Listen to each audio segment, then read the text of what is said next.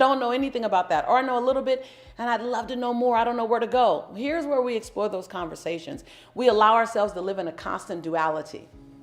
Today, I want to talk about money. Money is a dignified conversation. Say that with me. Money is a dignified conversation that we don't talk enough about. Whether we've learned not to talk about it from our family, from our moms, from our grandmothers, grandfathers, we just kind of navigate money. We don't discuss it. Well, here's what I know, is that it's time. It's time to talk about money and finances. It's time to talk about something other than the struggle, but talk about wealth building. Talk about financial growth. Talk about, I went from broke and broken to respectfully being in the top 1% income earners in America. Like, I used to be nervous, still a little jittery to say it, because I don't want it to compromise my commitment. I don't want it to compromise your perception of my love for you. I don't want it to make me feel like I'm a bad person or a greedy person. We have so much energy around money. I mean, money is an energy. And for the record, money is a masculine energy. So if you're listening to this video and you're a woman, a man, you'll be like, okay, let's talk about it. You may feel a little, but not much. Let's talk about it. Women, we get all out of our skin unless you have learned how to overcome that feeling. So let's talk about how to increase your wealth, how to increase your abundance. We talk about abundance is for everyone. Okay, how do we do that? Right? I want to know the step-by-step instructions. Well, while I can't give you all the step-by-step instructions, I can give you some top-line tips here. Now, we can deep dive. Trust me. I love deep diving into this conversation. I love giving step-by-steps on an ongoing basis. But where you got financially, where you are right now, financially did not happen overnight. And where you're going to get to won't happen overnight as well, but we can be consistent in it. So let's look at how we can talk about money, and for you, it may be in a totally different way, right? Here's what I know about money, finance, and wealth. And I want to talk about money, finance, and wealth because they're all in the same zip code, but they don't live on the same block. You can have money and still be in struggle, right? You can have finances to navigate and still wonder, am I going to have enough? You can have wealth and still be sad.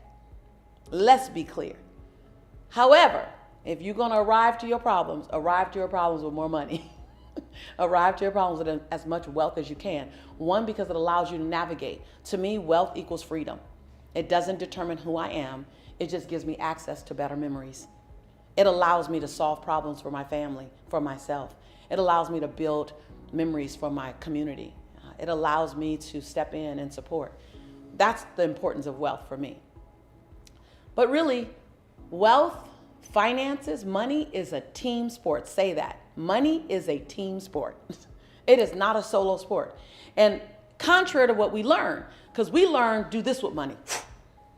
Guard it, cover it, don't tell. It's rude to talk about money. When in fact, if you know more about managing finances than me, then it would be rude to myself to not have a conversation with you about money, because I might be able to learn something. Most of us come into this world with a body of beliefs around money that's handed down to us by our parents and our grandparents.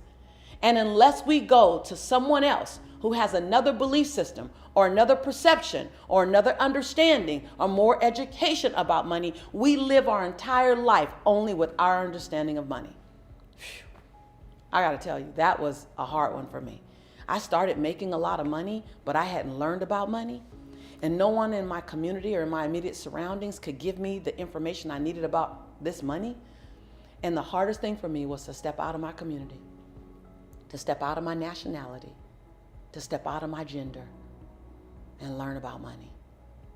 Love yourself enough to say, if you're working to get money, how do I earn more money? How do I do that? How do I create multiple income technology? MIT, write that down. Yes, there's several MITs. One MIT is multiple income technology. How do I do that? How do I create multiple income streams? Go to someone who knows. I teach a campus full of students that now are quite aware of multiple income technology. How do I do that?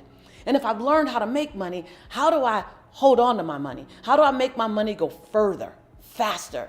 How do I save my money better? How do I make more money on my return? Then the Last box is, how do I grow my money? How do I scale my money? How do I make my money pay me forward? How do I create generational wealth? Woo! Let me tell you, I am here to tell you that there is so much we can do with money. But most of the time we don't have it because we're operating like this. There's nothing to protect. There's nothing to protect. Everywhere you are and everywhere you've been with money, everywhere you're going with money, someone else has been already. I'll be honest.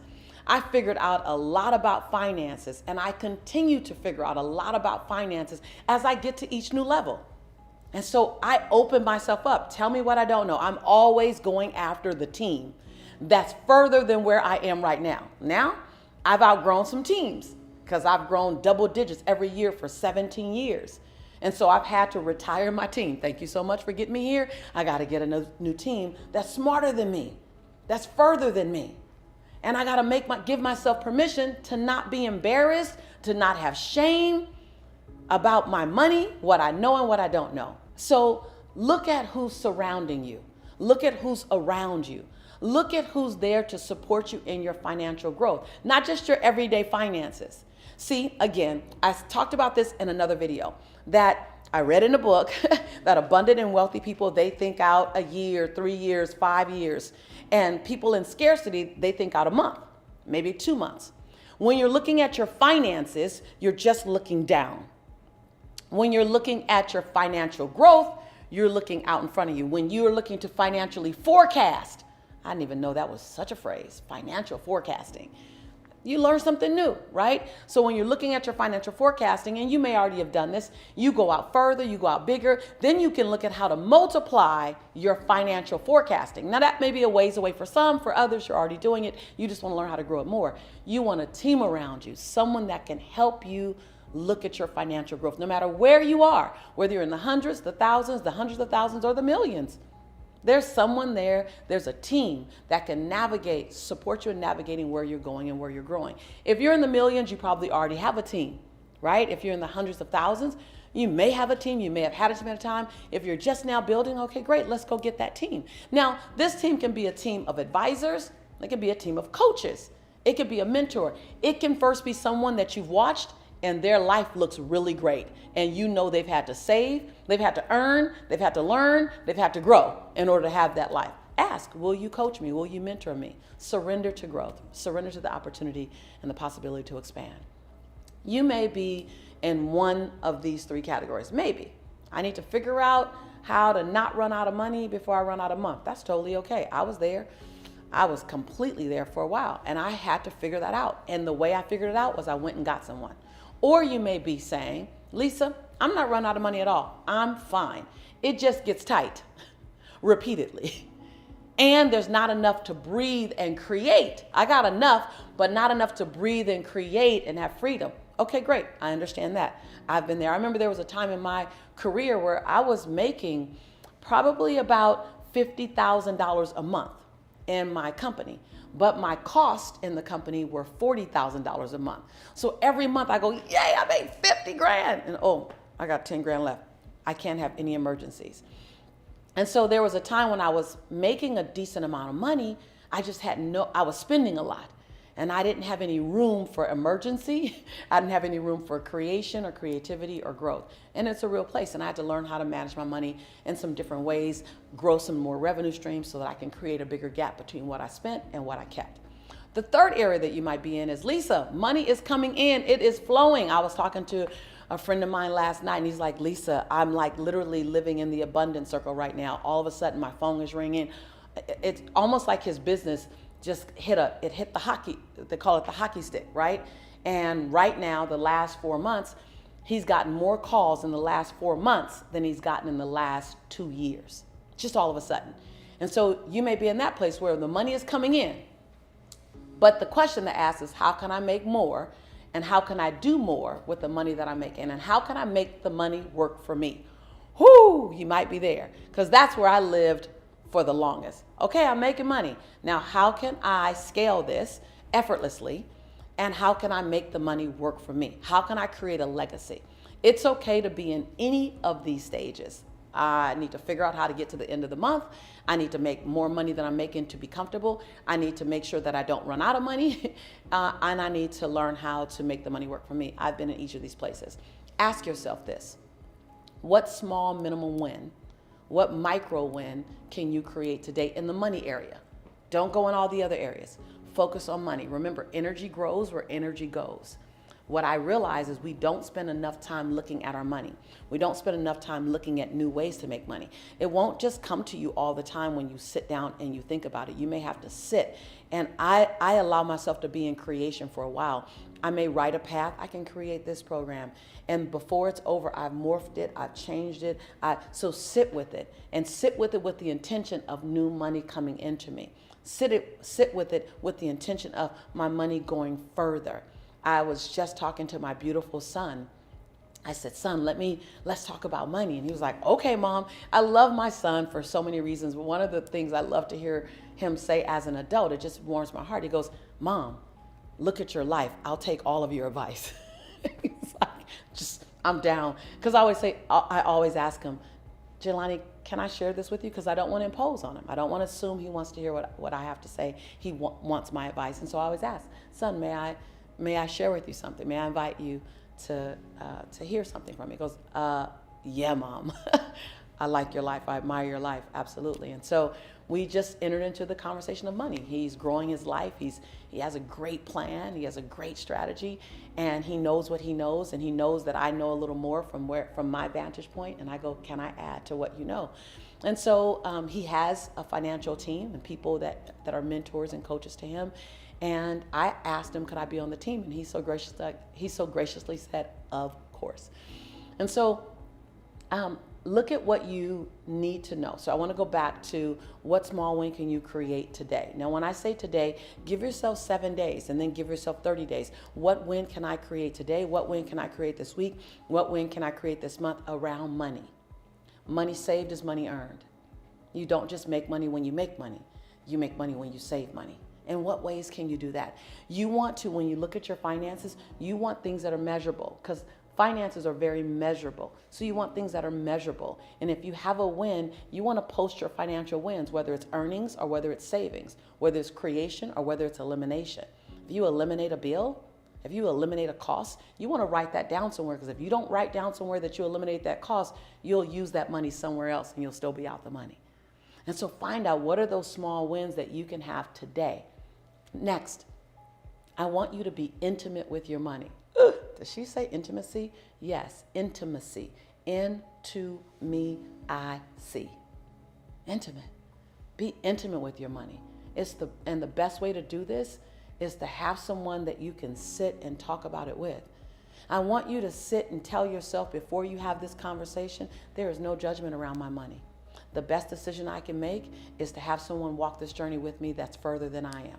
Oh my God, when I figured that one out, the best decision I can make is have someone that's 10 to 20 steps further than me in this area walk with me. Be intimate with your money. Look at it. I work with my financial business partner. Every single month, I go over every single account in detail. Every single week, I look at every account. They just send me an account. Here are your accounts. Here's where you are. And it helps to influence my decisions. Sometimes I don't even talk to them. They just send me the report and I look at it. There's no blind eye. There's no sticking your head in the mud. There's no hoping and praying it'll be okay. Look at it. Be willing to be intimate with your money. Now, whether you get an accountant, a financial advisor, a mentor, a coach, or a friend who manages money well, hashtag, which means do not get broke people to talk about money with you. Sometimes we share money conversations with the wrong people. I don't talk about money with people who have a bad relationship with their money, because I don't want to create that environment. I already came from that. I came from the never enough. I came from the lack and scarcity. I came from the worrying all the time. I've been there. I don't want to go back. I'd rather sit with someone who makes me scared, who makes my knees knock and my teeth chatter for what they see. And I'd rather learn from them. And so I want to invite you to look at how you're earning money. Look at your savings. If you're in a corporate job and you want to get out, or you're in a career and you want to get out, buy your freedom. Did you know you can buy your freedom? You just first have to know how much it costs. Ooh, I love it. Listen, I have coached many people to buy their freedom. I'm still getting thank you cards and flowers each year. So look at your money. Look at your savings. Do you have savings? How much do you have in savings? Does your savings give you what you want? Look at your emergency fund. Do you have an emergency fund? Do it give you what you want? Look at how you want to invest the money that you're making from your JOB. Your JOB isn't just a job. Your JOB is your investor. Your JOB will help you invest. People say, Lisa, I don't want to have a job. No, I'm okay with having a job. Hashtag investor. And let the investor help you buy your freedom. Work smart. Your most critical decisions must be made based on facts and logic, not emotion. Money is not an emotional topic. Most people are way too emotional about their money. Make your money decisions rooted in fact and in logic. Ask someone who knows more about money than you. Ask them. Ask someone who knows more about wealth management. Ask someone who simply has the things that you see that represent financial stability. I don't know, ask them. I love to ask the questions. What would you have done differently with your money? What would you have done differently in your spending? I ask wise people that. I'd love to ask you, what would you have done differently with the money you made for the last 5 years, all the extra money you've had? What can you do with your money that you haven't done yet? I like to ask wiser people than me, what can I do with my money that would mess it up? I like to ask disruptive questions. I like to ask intimate questions. I like to ask questions that I don't even necessarily know I'm going to enjoy the answer to, because now it's not in my blind spot anymore. I don't ask people all the time, how did you succeed? I ask, where did you make a mistake around money? I like that. So money is a dignified conversation. Money is a necessary conversation. We owe it to our family, our children. We owe it to the legacy of us to know about money. Today, I really wanted to remind you of the power of seeking counsel. My life is barely recognizable because I sought counsel from wiser people than me. And I was uncomfortable because they didn't look like me. They weren't my age. They weren't my gender. They were in a different economic bracket. They were everything different than me. I struggled for years financially because I wanted to keep it to myself. I didn't allow myself to have a team around me. I was embarrassed. You know what I'm talking about? I was embarrassed. I shouldn't be here. I don't want to ruin their perception of me. Seeking counsel and trusting the right people was the key to my next level. And I believe it's the key to yours. If you've watched the show for a while, then you know that I'm a strong believer on having the right people in the right roles. That's why having a team of people or one person in this area called finances is super, super important. Your zone of genius is something else. Be the genius in your zone and let someone else support you in this zone. Now, this is not a monologue. This is a dialogue. And I want you to feel comfortable having this conversation. I want you to feel comfortable saying, you know what? I'm going to free myself around finances. I'm going to have the conversation. I'm going to ask the question. I'm going to look at new revenue streams. I'm going to look at what am I missing. I guarantee you, if you're not making enough money, it's not because the job or the place you're working doesn't pay you enough. It's because you've missed other revenue making opportunities because you didn't look at MIT, multiple income technology. It doesn't come up and just show itself. You got to look for it. You got to create it. I love to hear from you about this conversation. I'd love for you to leave a comment and let me know. What was the aha? Lisa, oop, that was kind of deep. Lisa, I didn't like it, but I stayed. Lisa, I wanted to stop, press pause, but I needed to hear it. Lisa, that's exactly me. Lisa, I'm going to find somebody. What's your truth? Or Lisa, it just made me realize that I need someone and that I shouldn't be ashamed or I shouldn't keep it private. Lisa, there's someone out there who won't judge me. Lisa, money is a dignified conversation? After all, this is your home. This is where we find out those things that we need to find out. We're your tribe. We appreciate you here. We understand your genius, and we understand your learning. And I'm your sister. I'm your sister in learning. I'm your sister in growing. And I'm your sister in prosperity and in possibility. And when I say that I'll never judge you, it's because I'll never judge you. When I say I believe in you, it's because I believe in you. And when I say I love you, it's because I love you. I'll see you soon.